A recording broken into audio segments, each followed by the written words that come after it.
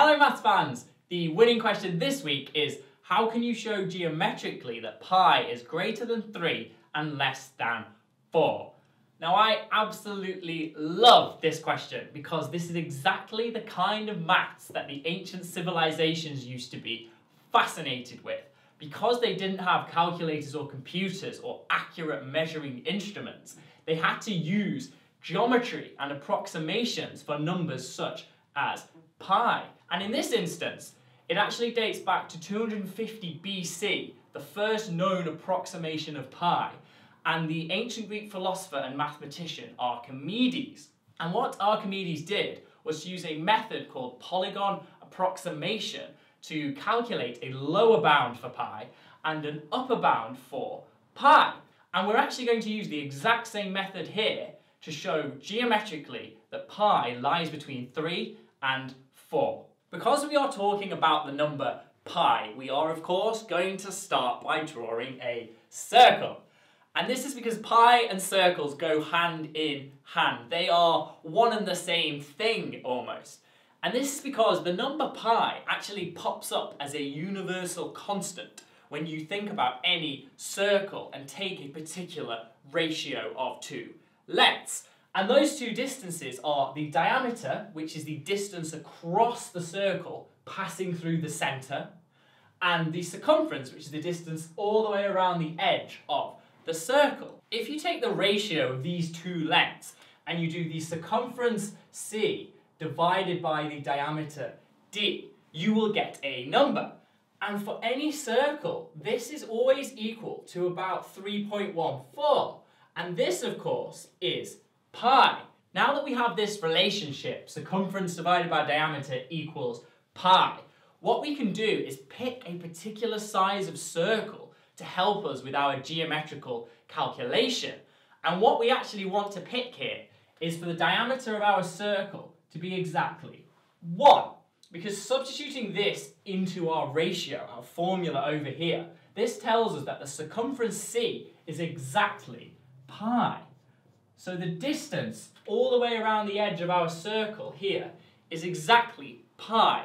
So now, if we draw a shape on the outside with a larger perimeter, and then a shape on the inside with a smaller perimeter, we will get an upper and a lower bound on pi. The conditions that our chosen shapes to go on the outside and the inside of our circle must satisfy are that these shapes must be what are called regular polygons. And this is why the method is called the polygon approximation method. And a regular polygon is a shape where every side is of equal length and every angle is also equal. To understand why choosing regular polygons means that we get a perimeter greater than that of the circle for our outside shape and smaller than that of the circle for the inside shape, we have to consider what is called the triangle law. Super important when you come to study maths at university. Basically what this law states is that to go between 2 points A and B, the shortest path between them is just the straight line joining those 2 points. So there is a straight line. You could have taken a curved line. You could have gone via this third point C and then gone to B.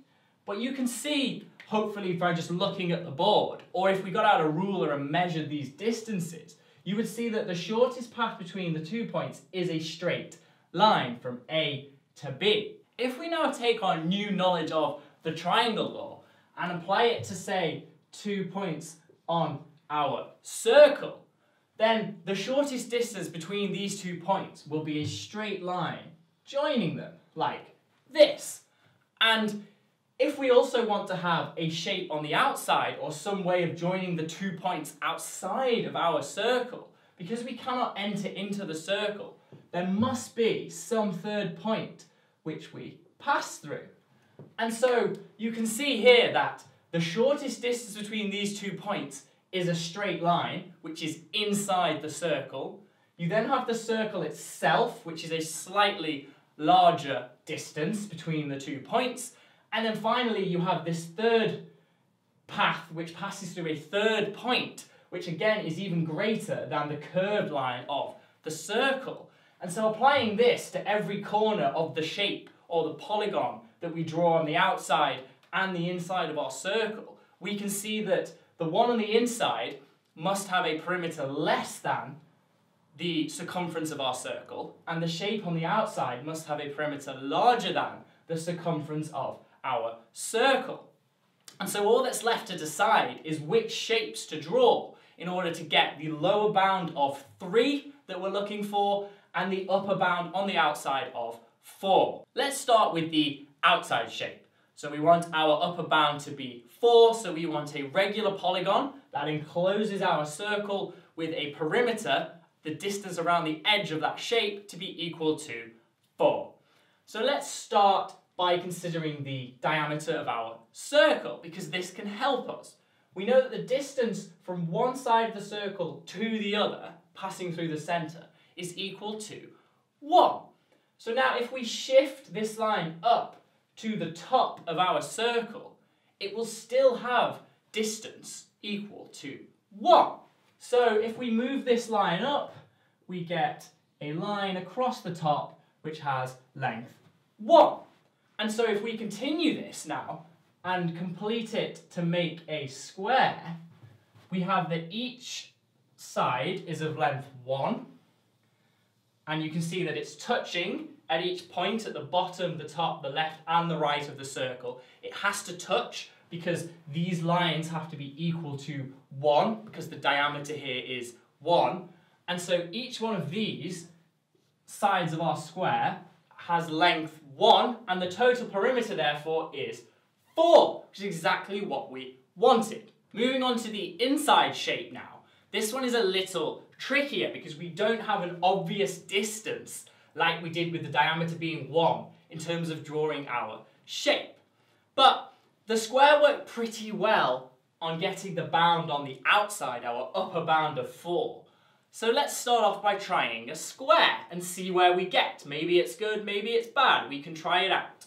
Using a square as our inside shape, we found a lower bound of 2.84, which is not quite the 3 that we were hoping for. To increase our lower bound and reach the golden number of 3 that we're aiming for, we need to pick a shape with a larger perimeter.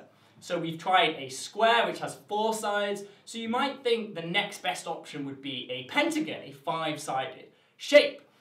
But pentagons are quite difficult to deal with.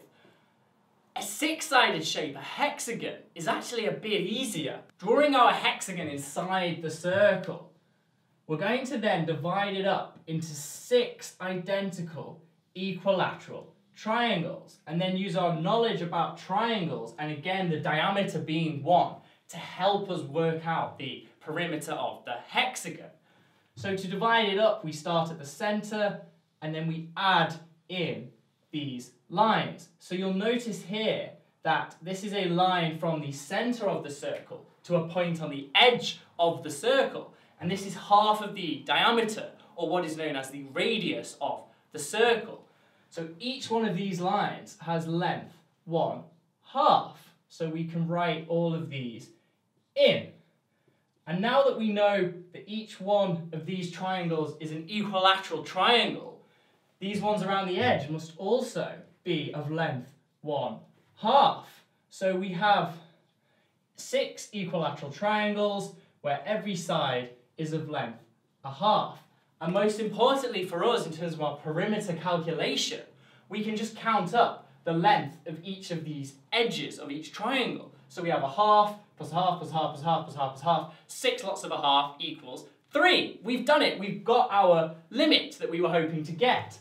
So we can remove the 2.84 and we can write our much more accurate measurement using a hexagon instead of a square, that our lower bound on pi is 3. And there you have it. We have shown that the lower bound of pi is 3 and an upper bound of pi is 4 purely via a geometrical argument. Using the same polygon approximation method that we've just done with a square and a hexagon, Archimedes was actually able to get an incredibly accurate set of bounds on pi. And he did this by drawing a 96-sided polygon on the outside of his circle and then a 96-sided polygon on the inside of the circle, and then he could use quite ingenious methods to work out the length, the perimeter of each of those two 96-sided polygons. And the bounds that he found were that pi is less than 22 divided by 7, and pi is greater than 223 divided by 71.